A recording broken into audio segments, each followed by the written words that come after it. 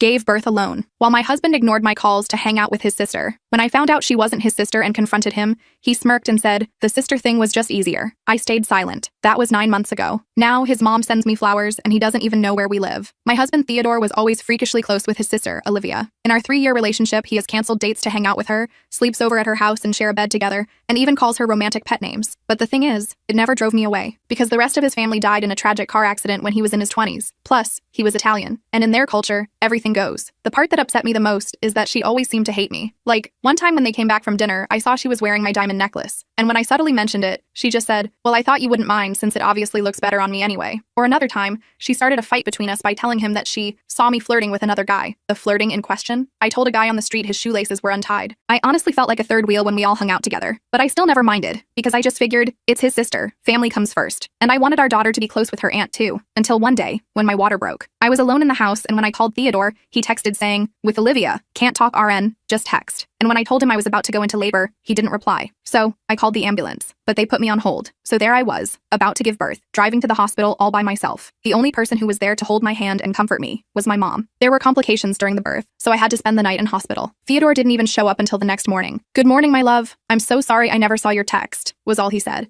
before picking our baby girl and twirling her around the room. Well, I was still extremely vulnerable and sensitive from the pregnancy, so I figured it was easier to just let it slide than to bring it up. And I guess he knew he messed up, because for the next few days, he was the most attentive, kindest father and husband any woman could ever dream of. Every time I winced, he was already standing with the heating pad before I could ask. And even when I insisted I was fine, he sang lullabies to the baby at night while rubbing my swollen feet. But I guess old habits really do die hard, because it wasn't long until Theodore was barely home again, hanging out with Olivia. So one day, when I was feeling particularly miserable and lonely, I left the house with my baby girl to visit the old neighbor lady. Mind you, this lady has lived in this town since she was born. She knows everybody. So as I'm ranting, Olivia comes up, and I started telling her how I didn't mind him prioritizing his family, but I thought after I gave birth things would change. Suddenly, her face drained of color. She gripped the table to steady herself. "That's not his sister," she said, voice shaking. I felt like I'd been punched in the stomach. Olivia is my coworker's daughter and has no siblings. And in the worst way possible, everything had finally clicked. The loving glances, the playful touching, the constant tickling. I called my mom crying, and she didn't say anything, just told me she was on the way over. My chest was burning up so much I thought I was having a heart attack. Luckily, she packed up all his things without question. So that night, Theodore came home to all of his stuff in bin bags at the door. I told him what I knew, and he didn't even seem ashamed, just sad that he'd been caught. "Babe, she's just a friend." I slapped him. "You will never be allowed near me or our baby again. Get the F out of my face." A smirk was instantly plastered on his face. "You say that like it's a bad thing," he remarked. During all this, my baby girl was sleeping upstairs in her cot, so my mom had no issue with shoving him away from me and telling him to F off. He left, and even though I felt like a total badass, it was hard. And somehow, things were about to get even harder, because when I went back to the neighbor lady, she told me his family had never died. His mom is alive, but he has no contact with her. However, he still talks to 3 of his aunts, 2 uncles, and has several cousins. Suddenly, all my heartbreak was replaced with a deep, unearthing rage, and I was going to make him and Olivia suffer hard. I spent the next few days in a daze, alternating between crying uncontrollably and feeling this burning rage that made my hands shake. My mom stayed with me, taking care of the baby when I couldn't pull myself together enough to do it. I'd just stare at my daughter's tiny face and wonder how someone could lie about literally everything in their life. Like, who does that? Who pretends their family is dead? Who pretends their girlfriend is their sister? It was seriously messed up. I needed answers, and I knew I wouldn't get them from Theodore. So I did what any reasonable person would do. I started digging. First, I checked our wedding photos. There were these cousins who came to the wedding that Theodore had introduced as distant relatives from his mom's side who survived the accident. I found one guy on Facebook and sent him a message asking how he knew Theodore. Turns out he was Theodore's actual brother. Not cousin, brother. The one who supposedly died in the car crash. He seemed confused by my questions but told me Theodore had 5 siblings total, all very much alive. I felt sick to my stomach. Who lies about their siblings being dead? What kind of psychopath does that? I called my best friend Reese and told her everything. She came over immediately with a bottle of wine and her laptop. "We're going full detective mode," she announced. While my mom watched the baby, Reese and I started searching for everything we could find about Theodore's real life. We found his mom's Facebook page pretty quickly. She posted regularly about her garden and her book club. No mention of Theodore anywhere, which was weird. But there were plenty of photos of her with her other children at family gatherings. Theodore wasn't in any of them. "This is some seriously twisted stuff," Reese said, scrolling through years of family photos with no Theodore in sight. "It's like he erased himself from his actual family and created this fake tragic backstory." I nodded, feeling numb. But why? Why would anyone do that? We kept digging and found Theodore's elevated school yearbook photos online. There he was, looking younger, but with that same charming smile that had fooled me so completely. And right next to him in the cheerleading squad photo was Olivia. They weren't in the same grade. She was a year older, but they definitely knew each other in elevated school. So they've known each other since they were teenagers, I said, feeling another wave of betrayal wash over me. He told me they met in college. Reese squeezed my hand. I'm so sorry, girl. This is beyond messed up. The next day, I created a fake Instagram account and followed Olivia. Her profile was public, and I scrolled back years through her posts. There were dozens of photos of her and Theodore together, going back at least 5 years. In some of the older ones before I met him, the captions were things like date night with my love and 3 years with this handsome man. Then suddenly, around the time Theodore and I started dating, the captions changed to things like sibling time and brother-sister day out. They had literally rewritten their relationship history when he met me. They'd been dating for years before I came along, and instead of breaking up, they created this elaborate lie about being siblings. I felt physically ill. I showed my mom, who had been quietly supportive through all of this. She looked at the photos and shook her head. You need to talk to a lawyer, she said firmly. This isn't just about separation. This is about protecting you and the baby. She was right. I called a lawyer named Linda the next day. She specialized in family law and had this no-nonsense attitude I immediately appreciated. I told her everything, showing her the evidence we'd gathered. She listened carefully, taking notes. This is certainly unusual, she said when I finished. But unfortunately, lying to your spouse isn't illicit. Being a terrible person isn't grounds for anything special in separation proceedings. I felt deflated. So he just gets away with it? Not necessarily, Linda said, leaning forward. We need to focus on what matters legally. Custody of your daughter and division of assets. Has he tried to contact you about seeing the baby? Surprisingly, he hadn't. It had been almost a week, and Theodore hadn't called or texted once about our daughter. It was like he'd completely disappeared from our lives. That's actually good for us, Linda explained. It shows a lack of interest in parenting. Document everything. Every missed call, every day he doesn't ask about his child. It'll help us build a case for primary custody. I left Linda's office feeling slightly more in control. I had a plan now at least. But that control didn't last long. When I got home, there was a huge bouquet of flowers on my doorstep with a card from Theodore. I miss my girls. Let's talk. No apology. No acknowledgement of his massive deception. Just, let's talk, like we'd had some minor disagreement. I threw the flowers in the trash and took a picture of them there, sending it to him with no caption. He called immediately, but I didn't answer. Instead, I texted, all communication through my lawyer from now on. Then I blocked his number. That night, Olivia showed up at my door. I was feeding the baby when I heard the knock. Through the peephole, I saw her standing there, looking nervous. I didn't open the door. I know you're in there, she called out. We need to talk about this. It's not what you think. I laughed bitterly to myself. Not what I think? What else could it possibly be? Go away or I'm calling the police, I shouted through the door. You're overreacting, she said, her voice taking on that condescending tone I'd heard so many times before. Theodore and I have a complicated history, but we're not together anymore. We haven't been since he met you. I didn't respond. I just took out my phone and started recording, in case she said anything I could use later. The sister thing was just easier to explain, she continued when I didn't answer. His family is really messed up. They did basically disown him. The car accident thing was just, I don't know. It was easier than explaining the real situation. I still said nothing. Fine, she finally said. Be that way. But you should know Theodore is devastated. He loves that baby, and he's not going to just walk away. After she left, I called my lawyer and told her about the visit. She advised me to file for a temporary restraining order just to be safe. If they're willing to maintain a lie this elaborate for years, who knows what else they might do, she pointed out. The next day, I went to the courthouse and filed the paperwork. I felt a little silly doing it. Theodore had never been physically violent with me, but the psychological manipulation was real, and I was genuinely afraid of what he might do next. I was right to be worried. That weekend, I woke up to find my car tires slashed. All 4 of them. There was no note, no evidence of who did it, but I knew. I called the police, who came and took a report but didn't seem particularly interested. Probably just random vandalism, the officer said with a shrug. I knew better. I installed security cameras that day. The cameras paid off sooner than I expected. 2 nights later, they caught Theodore trying to use his key to get into the house at 2 a.m. The restraining order had been granted by then, so I called the police immediately. They came and apprehended him for violating the order. He spent the night in prison before being released on bail the next morning. His apprehension seemed to escalate things. The next day, I started getting calls from unknown numbers. When I answered, no one would speak. Just silence, then a hang-up. This happened at least 10 times. I changed my number that afternoon. Then the social media harassment started. Someone, I assumed Olivia, created fake accounts and started posting horrible things about me. They claimed I was mentally unstable, that I had cheated on Theodore, that I was an unfit mother. They tagged my workplace, my friends, even my extended family members. I printed everything out for my growing file of evidence and reported the accounts, but new ones kept popping up. It was exhausting and terrifying. I felt like I was being stalked by people who knew everything about me, while I was still discovering new lies about them. Through all this, I was trying to take care of a newborn. My maternity leave was running out, and I needed to figure out childcare. My mom had already stayed much longer than she planned, but she could see I was struggling. I'll stay as long as you need, she assured me. We'll get through this together. I broke down crying, overwhelmed by gratitude. I don't know what I'd do without you, I told her. A few days later, I got a text from an unknown number. Check your email. Against my better judgment, I did. There was a message from Theodore with the subject line, the truth. I almost deleted it without reading, but curiosity got the better of me. The email was long and rambling. Theodore claimed he and Olivia had dated in elevated school,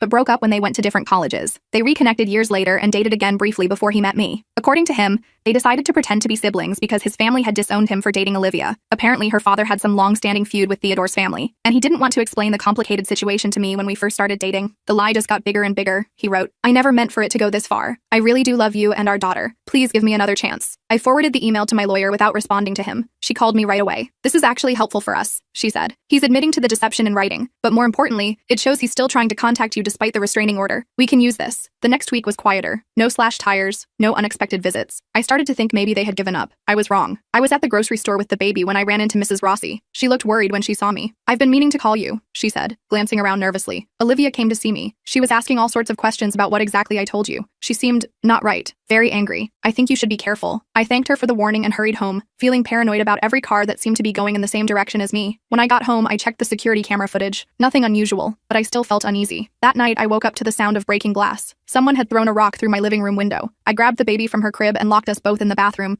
calling 911 with shaking hands. The police came quickly this time, but whoever had broken the window was long gone. The officer took my statement and looked at the security footage, but the person had stayed out of the camera's view. All you could see was a gloved hand throwing the rock. Could be anyone, the officer said unhelpfully. I couldn't stay in the house after that. I packed some essentials and went to a hotel for the night. The next day, I called my boss and explained the situation. She was surprisingly understanding and agreed to let me work remotely for a while. I found an Airbnb in a nearby town and booked it for 2 weeks. My mom came with me, of course. The Airbnb was a small cottage on the outskirts of town. It felt safer being somewhere Theodore wouldn't think to look for me. I spent my days working, taking care of the baby, and building my case with Linda. We had a court date set for the custody hearing, and I was determined to be prepared. About a week into our stay at the Airbnb, I got a call from a number I didn't recognize. I almost didn't answer, but something told me I should. Hello? I said cautiously. Is this Theodore's wife? A woman's voice asked. Who is this? I replied, not wanting to give away any information. My name is Susan. I'm Theodore's mother. I nearly dropped the phone. His mother. The one who was supposedly dead. The one he claimed had disowned him. She was calling me.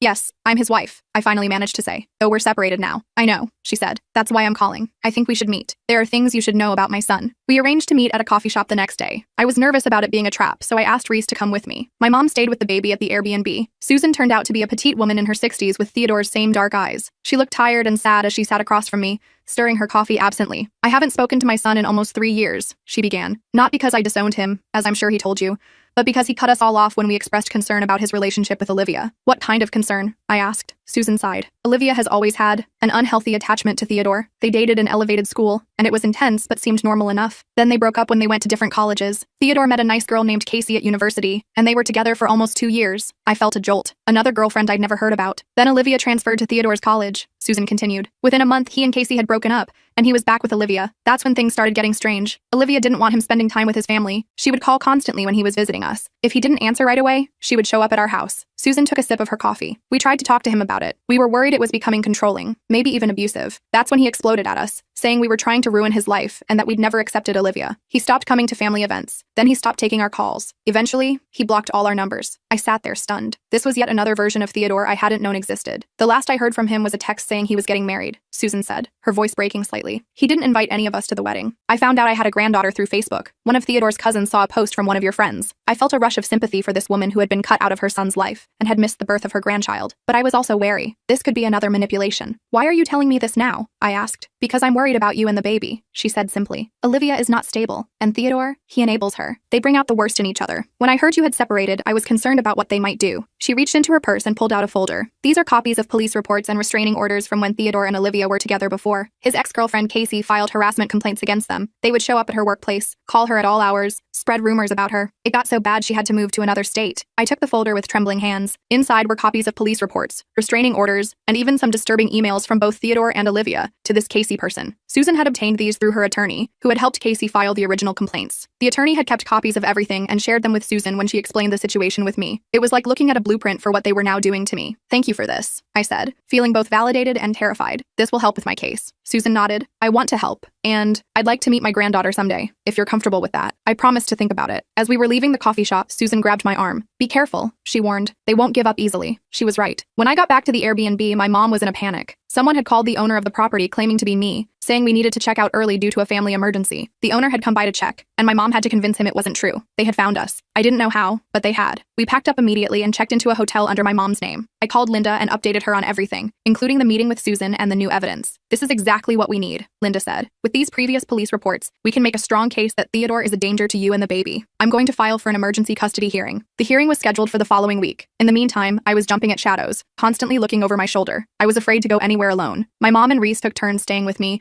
making sure I was never by myself. The night before the hearing, I got an email from Theodore. I know where you are, it said. We need to talk before you do something you'll regret. Meet me at the park near your hotel tomorrow at 9 a.m. I forwarded it to Linda immediately. She called the police, who agreed to increase patrols around my hotel, but said there wasn't much else they could do since the email wasn't explicitly threatening. I barely slept that night, holding my baby close and listening for any unusual sounds. When morning came, I was exhausted, but determined. I wasn't going to meet Theodore, of course. I was going to court to make sure he could never threaten me or my daughter again. Linda met us at the courthouse early. She had prepared a mountain of evidence: the social media harassment, the slashed tires, the broken window, the police reports from Theodore's ex, and statements from both Mrs. Rossi and Susan about Theodore and Olivia's concerning behavior. As we waited for the hearing to start, I saw Theodore and Olivia walk in together. They weren't even trying to hide their relationship anymore. Theodore looked right at me and had the audacity to smile and wave, like we were old friends running into each other at the grocery store. Olivia just glared, her arm possessively linked through his. The judge called our case and I took a deep breath. This was it, the moment of truth. I clutched my evidence folder tightly and walked into the courtroom, ready to fight for my daughter's safety and my own peace of mind. Whatever happened today would determine our future, and I was prepared to do whatever it took to protect my little girl from the web of lies that had entangled us all. The judge was this older guy named Judge Williams, who looked like he'd seen it all. He had these reading glasses perched on the end of his nose and kept glancing between Theodore and me like he was trying to figure out who was telling the truth. Linda had prepped me well,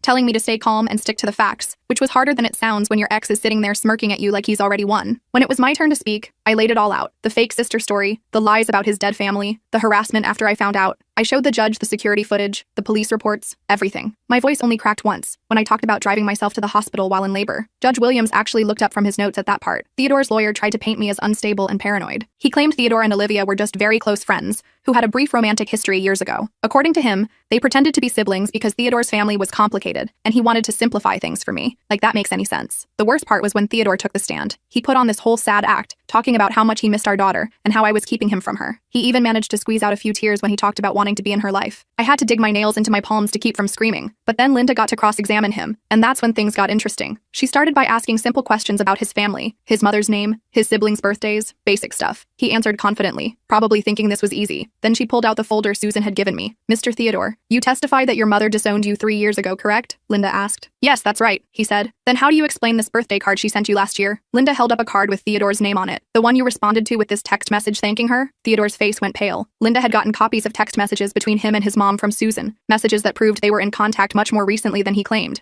That was, he stammered. Linda didn't let up. And you testified that you and Olivia were just friends when you met your wife, correct? Yes, we had dated years before, but then how do you explain these social media posts from just 1 week before you met your wife? Linda pulled up the screenshots I'd found, showing Theodore and Olivia clearly in a romantic relationship right before he met me. It went on like that for almost an hour. Linda methodically dismantled every lie Theodore had told. By the end, he was sweating and contradicting himself left and right. The judge kept making these little notes, his expression getting sterner by the minute. When Olivia took the stand, things got even weirder. She couldn't keep her story straight at all. First, she said they were just friends when Theodore met me. Then she admitted they had been dating but broke up when he met me. Then she said they had never really broken up, but had an understanding. It was a mess. The real bombshell came when Linda called Susan as a surprise witness. Theodore's face when his very much alive mother walked into the courtroom was priceless. He looked like he'd seen a ghost, which I guess in a way he had, since he'd told me she was dead. Susan testified about Theodore and Olivia's pattern of behavior, how they had harassed his ex-girlfriend Casey to the point she had to move away. She brought letters, emails, more police reports. It was overwhelming evidence that this wasn't just a one-time thing, it was a pattern. After a short recess, Judge Williams came back looking grim. He granted me full custody of our daughter, with Theodore only getting supervised visitation once a month. He also extended the restraining order against both Theodore and Olivia for a full year, with the option to renew. The court finds the respondent's behavior concerning and potentially dangerous, Judge Williams said. The pattern of deception and harassment indicates an unstable situation that is not in the best interest of the child. I nearly collapsed with relief. Linda squeezed my hand under the table, and my mom, who had been sitting behind us the whole time, let out a little sob. As we were leaving the courthouse, Theodore tried to approach me, but a bailiff stepped between us. "Don't think this is over," he hissed before his lawyer pulled him away. Those words haunted me for days afterward. I kept checking the locks on my doors and jumping at every noise. Linda assured me the restraining order had teeth. If Theodore or Olivia came anywhere near me or contacted me, they'd be apprehended immediately. Still, I couldn't shake the feeling that they weren't done with me yet. I was right. About a week after the hearing, I started getting calls from Child Protective Services. Someone had reported me for neglect and unsafe living conditions. The CPS worker who came to inspect my apartment seemed embarrassed to even be there. It was obvious the place was clean and my daughter was well cared for. She told me they get false reports sometimes during custody disputes, and apologized for the inconvenience. Then my boss called me into his office one day. Someone had emailed the company claiming I was stealing from clients. It was completely false, and thankfully my boss knew me well enough not to believe it, but it was still humiliating to have to defend myself. The final straw came when my neighbor knocked on my door one evening to tell me someone had been asking questions about me around the building. They had claimed to be an old friend trying to reconnect, but the description matched Olivia perfectly. I called Linda in a panic. "They're not stopping," I told her. "The restraining order isn't working. Document everything," she advised. "Every call, every report, every sighting." We'll go back to court if we need to. That night, I couldn't sleep. I kept thinking about what Theodore had said. Don't think this is over. Maybe it never would be over. Maybe I'd spend the rest of my life looking over my shoulder, waiting for them to pop up again. The thought was exhausting. The next morning, I made a decision. I called my mom and asked if her offer to let me stay with her for a while was still open. It was. Then I called my boss and asked about working remotely permanently. He was surprisingly supportive, especially after I explained the situation. Within a week, I had packed up our essential belongings and moved in with my mom in her small town 3 hours away. It wasn't running away, I told myself. It was a strategic retreat. A fresh start somewhere Theodore and Olivia wouldn't think to look for us. The first few months were hard. I jumped at shadows and panicked whenever an unknown number called. But slowly, life settled into a new normal. My daughter started crawling, then walking. I found a little house to rent not far from my mom's place. I made new friends who knew nothing about my past drama. I kept in touch with Linda, who updated me on the legal situation. Theodore had tried to contest the custody arrangement, claiming he'd changed and deserved more time with his daughter. The judge denied his request, pointing to the continued harassment as evidence that nothing had changed. About 6 months after we moved, I got a surprising call from Susan. She asked if she could visit to meet her granddaughter. I was hesitant at first, but she had helped me so much with the case that I agreed. She came for a weekend, and it was actually really nice. She brought photo albums of Theodore as a kid and told stories about his childhood that made him seem almost human. It was strange to reconcile the sweet little boy in those photos with the manipulative man I had married. He wasn't always like this, Susan said sadly as we watched my daughter play. Olivia brought out something dark in him, or maybe it was always there, and she just gave him permission to embrace it. Susan started visiting regularly after that. She was careful never to tell Theodore where we were, and I grew to trust her. My daughter loved her Grammy and would get excited whenever she visited. Life went on. I dated a bit, though I was super cautious about introducing anyone to my daughter. I made sure to do background checks and take things extremely slowly. Trust didn't come easily anymore. Then, about a year and a half after we moved, I got a text from a number I didn't recognize. "I know where you are." My fluids ran cold. I called Linda immediately, then the local police. They took a report but said there wasn't much they could do about a text message. I installed new security cameras and changed all my locks just in case. A week went by with no further contact. I started to think maybe it was just a random creepy text, not actually from Theodore or Olivia. Then I got an email from Susan asking if she could come visit that weekend. She mentioned she had some important news to share. When Susan arrived, she looked tired and stressed. We waited until my daughter was napping before she told me what was going on. "Theodore and Olivia broke up," she said. "It was messy. She's been telling people he mistreated her. He's been saying she's crazy. They're both dragging each other's names through the mud." I felt a weird mix of emotions. Vindication that their relationship had imploded, but also fear about what this might mean for me. Angry, unstable people can be unpredictable. "There's more," Susan continued. "Theodore got apprehended last week. He showed up at Olivia's place inebriated and caused a scene. She had a new boyfriend there,